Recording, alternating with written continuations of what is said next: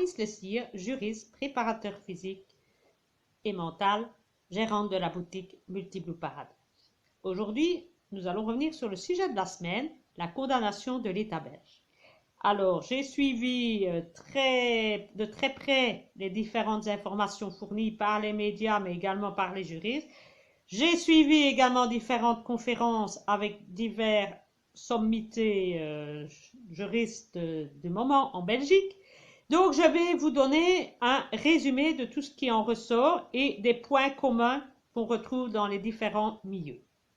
Alors, pour en revenir, en effet, oui, l'État belge a bien été condamné par le tribunal de première instance de Bruxelles en référé. Il a été condamné pas sur base de l'action principale, mais sur base de l'action subsidiaire. L'action a été introduite par la Ligue des droits humains francophone et néerlandophone. À quoi l'État belge a été condamné? Ben ça, vous l'avez entendu, tout le monde l'a chanté et suriné sur tous les toits. C'est que l'État belge est condamné à nous faire une loi pandémie dans les 30 jours sous peine d'astreinte. Pour la petite histoire, astreinte veut dire amende. Donc l'État, s'il ne nous sort pas une loi pandémie dans le délai imparti, nous serons obligés en tant que citoyens de débourser, puisque l'État belge, c'est nous. Donc c'est encore nous qui devrons payer les amendes, si vous me suivez.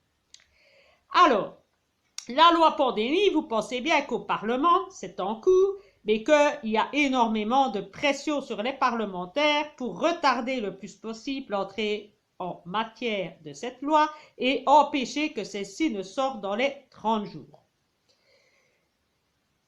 Est-ce que ça vaut la peine? Franchement, on se le demande, parce que si vous me suivez, on sait de sources sûres que l'Europe aussi est en train de nous pondre une loi pandémie qui sera directement applicable dans le droit interne de chacun des États membres parce qu'elle sera introduite sous forme de règlement. Et celle-ci est en cours de création également. Donc de toute façon, si l'État belge ne nous sort pas une loi pandémie, tôt ou tard, la loi pandémie européenne arrivera dans le pays et les parlementaires et les ministres seront tout contents de nous sortir que c'est pas eux qui ont voulu cette loi-là, mais que c'est l'Europe qui leur a imposé. Ça sera la bonne solution pour eux. Vous m'avez compris.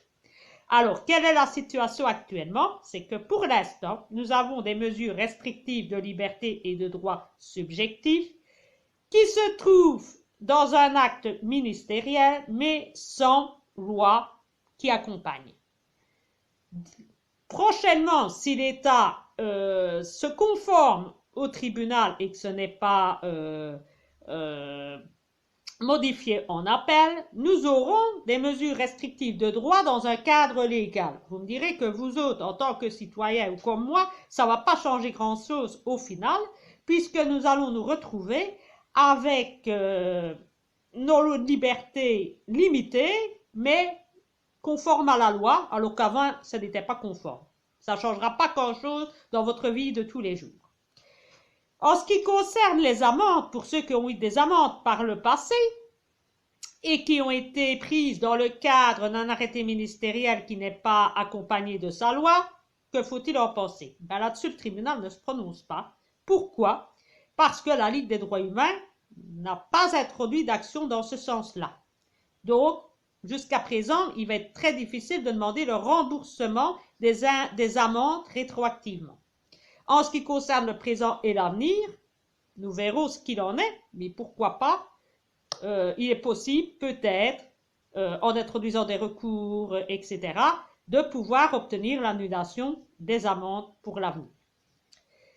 J'aimerais quand même, avant de terminer cette vidéo, vous faire part de mon avis personnel. Si un jour vous avez l'occasion d'aller lire l'ordonnance, lisez bien la position de la Ligue des droits humains qui affirme bien, et d'ailleurs c'est repris par le tribunal, que la Ligue des droits humains ne remet pas en cause la limitation de nos droits et libertés, qu'elle comprend même bien les mesures qui sont prises, mais que ce qu'elle veut, c'est que cela soit pris dans un cadre légal conforme à la législation en vigueur. Voilà, chacun tirera les conclusions qu'il en veut. Voilà, je vais vous laisser parce que c'est le samedi de Pâques, alors je vous souhaite de bonnes fêtes de Pâques. Prenez bien soin de vous et protégez vos libertés et défendez-vous avec intelligence. À bientôt les amis et bon courage!